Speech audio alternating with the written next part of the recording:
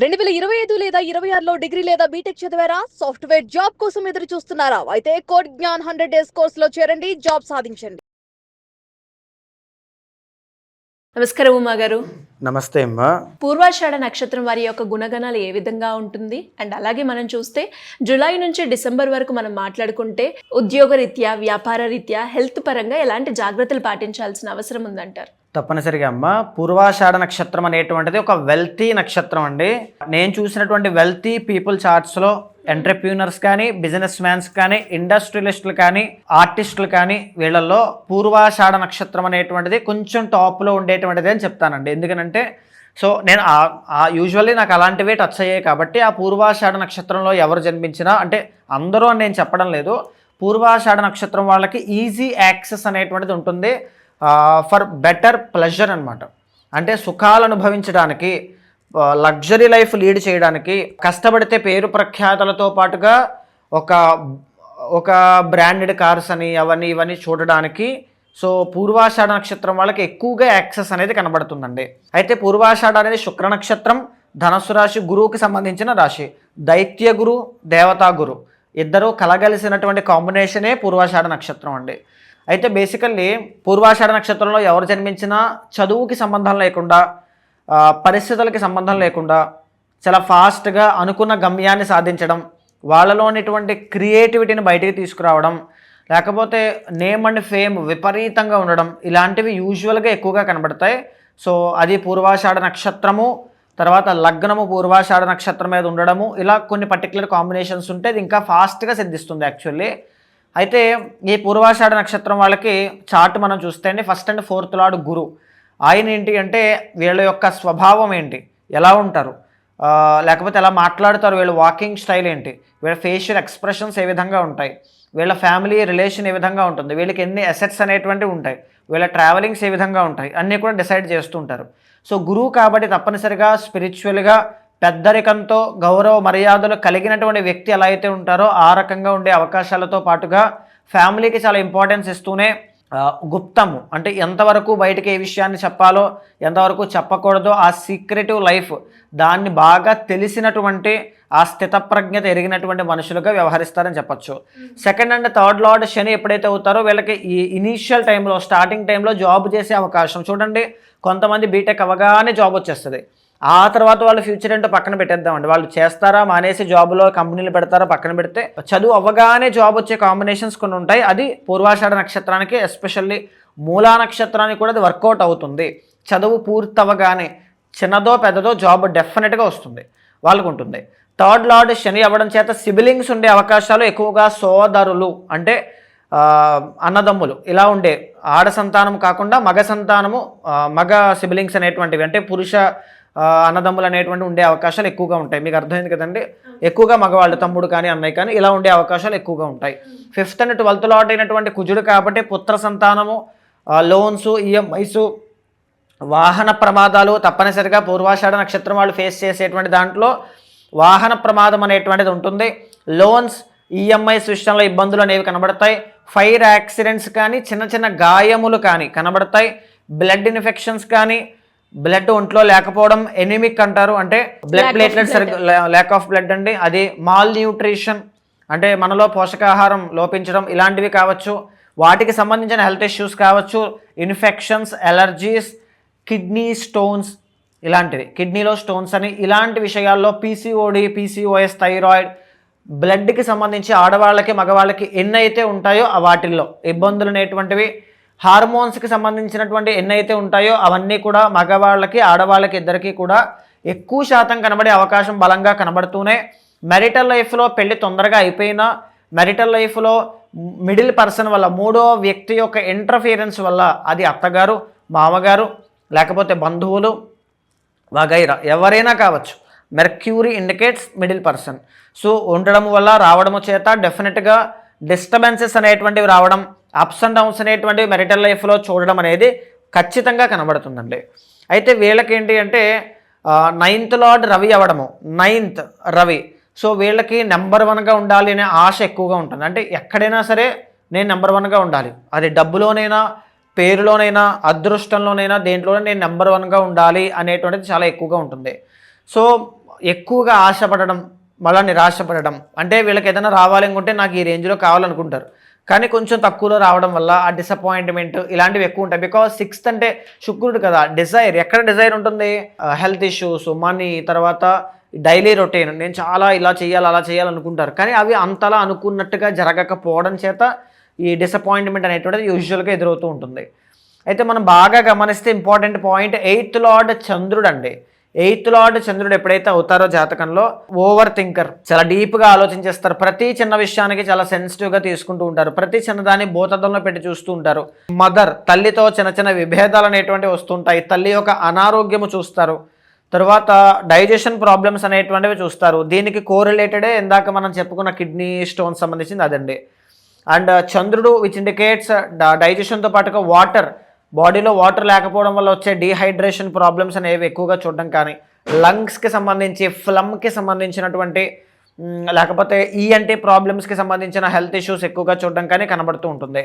అయితే 11th indicates శుక్ర కాబట్టి so విమెన్లో, ఆడవాళ్ళలో ఎక్కువగా సర్కిల్ పెద్దగా ఉండడం, లేకపోతే బిజినెస్ పీపుల్తో కనెక్షన్స్ ఉండడం ఇలాంటివి కనబడుతూ ఉంటాయి.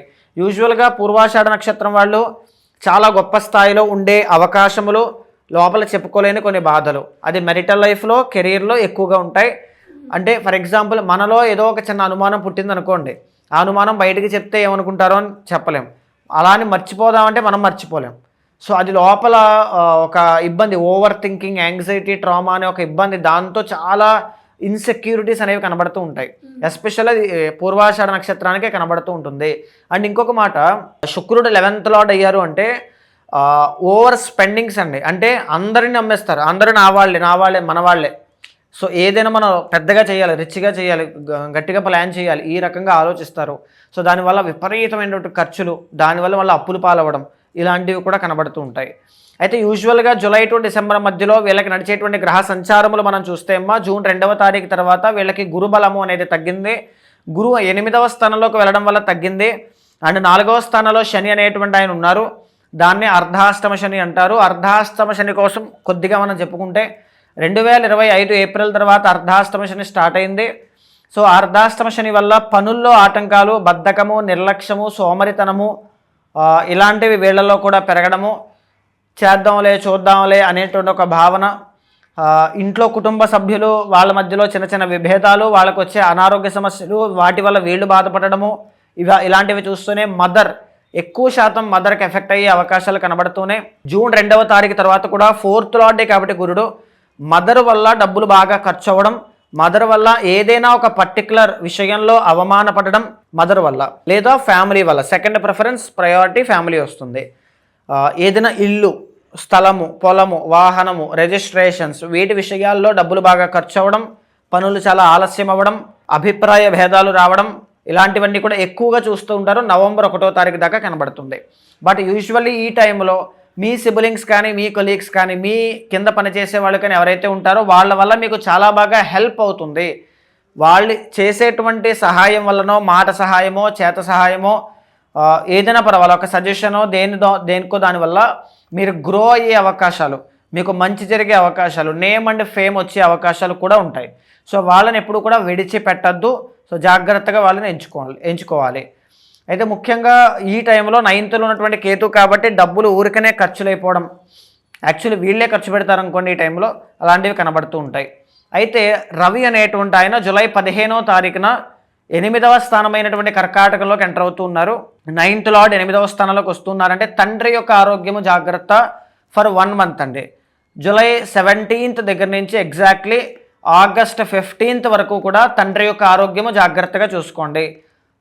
నాట్ ఓన్లీ ఫాదర్ హెల్త్ అండి, 9th లార్డ్ కాబట్టి పూర్వ కర్మ, మీరు ఏదైతే ముందు చేసినటువంటి చిన్న చిన్న తప్పులు, ఫినాన్షియల్ మిస్టేక్స్, ఇన్వెస్ట్మెంట్స్ ఉంటాయో, ఎందుకంటే 9th 8వ స్థానంలో ఉంటున్నారు కాబట్టి మీ నుంచి బయటకు వెళ్ళినటువంటి డబ్బులు, మీ నుంచి బయటకు వెళ్ళిన మాట, మీ నుంచి బయటకు వెళ్ళిన రిలేషన్, మీ నుంచి బయటకు వెళ్ళిన వ్యక్తులు, సో వాళ్ళ ద్వారా మీకు ఏదైనా సమస్యలు వచ్చే అవకాశం కనబడుతుంది. 1 మంత్ పాటు ఉంటుంది. ఆగస్ట్ 15 దగ్గర నుంచి సెప్టెంబర్ 15 దాకా 9th హౌస్లో రవి ఓన్ సైన్లో ఉంటారు కాబట్టి ఫార్ బెటర్ రిజల్ట్స్ కనబడతాయి, బాగుంటుంది. September 15 to November 15 exactly 2 months పాటు Ravi 10th and 11th హౌసెస్లో travel చేస్తారు. అందులో కూడా ఫస్ట్ మంత్ అనేటువంటిది అంటే ఇప్పుడమ్మా సెప్టెంబర్ 15 టు అక్టోబర్ 15 ఈ 1 మంత్లో కన్యా రాశిలో రవి ఉంటారు. ఇది 10th హౌస్ కాబట్టి చాలా చాలా ఫేవరబుల్గా రిజల్ట్స్ అన్నీ కూడా కనబడతాయి. కెరీర్ పరంగా, పని పట్ల, తండ్రి పట్ల, పనుల పట్ల అన్నిట్లోనూ కూడా. కానీ సెకండ్ మంత్ 11th హౌస్లో కూడా ఫేవరబులే, కానీ నీచస్థితి డెబిలేషన్, రవి డెబిలేషన్లోకి పెడతారు. 9th లార్డ్ 11thలో నీచస్థితి, విచ్ ఇండికేట్స్ అమౌంట్ లేవన్నా బాగా డబ్బులు ఖర్చు, పనులు అవుతాయి కానీ డబ్బులు ఖర్చులు అవుతాయి, లేదా డబ్బులు ఖర్చు అయినా పనులు కాకపోవడం, ఇలాంటివి అనమాట. యూజువల్లీ ఇలాంటి కాంబినేషన్స్ కనబడుతూ ఉంటాయి. బట్ కంపేర్ చేస్తే ఆ 2 మంత్స్లోనైతే సెప్టెంబర్ 15 టు అక్టోబర్ 15 అయితే చాలా ఫేవరబుల్గా ఉంటుంది. ఆ తర్వాత 1 మంత్ యావరేజ్గా ఉండవచ్చమ్మా. 50-50 ఛాన్సెస్ కనబడతాయి. అప్పుడప్పుడే వీళ్ళకి మళ్ళీ గురుబలం కూడా నవంబర్ 1న గురుబలం వస్తుంది. గురుబలం వచ్చింది, రవి కూడా యావరేజ్గా ఉన్నారు అనుకునే టైంలోనే నవంబర్ 25వ తారీఖున రాహు సెకండ్ హౌస్లోకి వచ్చేస్తారు. So which indicates unwanted expenses, భారీ స్థాయిలో ఎక్స్పెన్సెస్ పెరగడం, ఎడ్యుకేషన్లో బ్లాకేజెస్ లాంటివి రావడం, మాట వల్ల, కమిట్మెంట్స్ వల్ల ఇబ్బందులు రావడం, లేకపోతే యూజువల్గా మకరం అవుతుంది కాబట్టి పనుల్లో క్లారిటీ లేకపోవడం, ఏదో పని చేస్తున్నారు, ఏదో జరుగుతోంది అంతే, ఏం జరుగుతుంది ఏంటో వాళ్ళకు కూడా క్లారిటీ ఉండదు.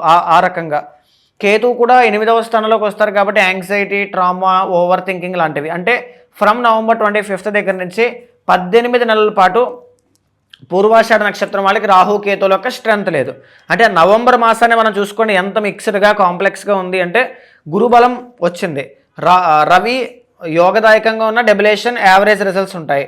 తర్వాత వచ్చేసి రాహుకేతులు ఇద్దరు కూడా నవంబర్ ఎండ్లో వీళ్ళిద్దరూ కూడా వీక్ అయిపోతూ ఉన్నారు. సో చాలా చేంజెస్ అనేవి నవంబర్ మాసంలో కనబడుతూ ఉన్నాయి పూర్వాషాఢ నక్షత్రం వాళ్ళకని చెప్పుకోవచ్చు. యూజువల్లీ కెరీర్, ఇన్వెస్ట్మెంట్స్, మనీ ఏమీ కూడా ఆ టైంలో చేయకుండా జాగ్రత్త పడడం.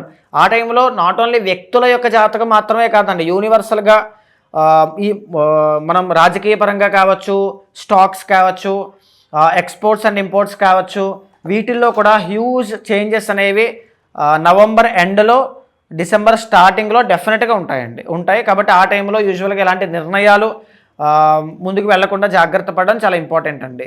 అయితే ఇప్పటి వరకు ఏ రెమెడీస్ ఆచరిస్తే బాగుంటుంది గోచార పరంగా అంటే, శనివారం నాడు హనుమాన్ చాలీసా పారాయణ చేయండి, శనివారం నాడు వెంకటేశ్వర స్వామి దర్శనం చేసుకోండి, శనివారం నాడు నవగ్రహాల చుట్టూ ప్రదక్షిణ చేయండి. ఈ 3 శనివారం నాడు చేయాలి.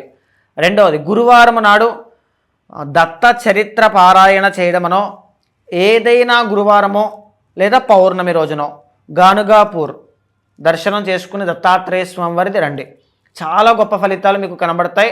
ఈవెన్ నవంబర్ 1 తర్వాత కూడా గురుబలం పెరిగిన తర్వాత రాహుకేతులు వీక్ అవడం, ఇలాంటి ఆ నెగిటివ్ షేడ్స్, నెగిటివ్ ఛాలెంజెస్ అనేటువంటివి ఏది కూడా ఎఫెక్ట్ కాకుండా ఉంటాయి. బట్ నేను ఇప్పుడు చెప్పేదంతా మీ పర్సనల్ చార్టు, మీ డేట్ ఆఫ్ బర్త్ నాకు తెలియదు కాబట్టి ఓన్లీ యాజ్ పర్ గోచారం మాత్రమే నేను చెబుతూ ఉన్నానండి. మీ పర్సనల్ చార్ట్లో ఒక ఎక్స్ట్రాడినరీ యోగం ఉందనుకోండి, ఆ యోగం రాకుండా ఇక్కడ గురుబలం అనేది ఆపచ్చు. ఇక్కడ ఆ గురుబలం లేకపోయినా అక్కడ ఎక్స్ట్రాడినరీ యోగం ఉండి ఆ రెమెడీస్ పర్ఫెక్ట్గా వర్క్ అయితే పనులు అయిపోవచ్చు, ఖచ్చితంగా అయిపోతాయి. సో రెండూ కూడా ఒకేసారి అలైన్ అయినప్పుడు ఒక ఎక్స్ట్రాడినరీ రిజల్ట్ అనేది అవుట్కమ్ బయటకు వస్తుందండి.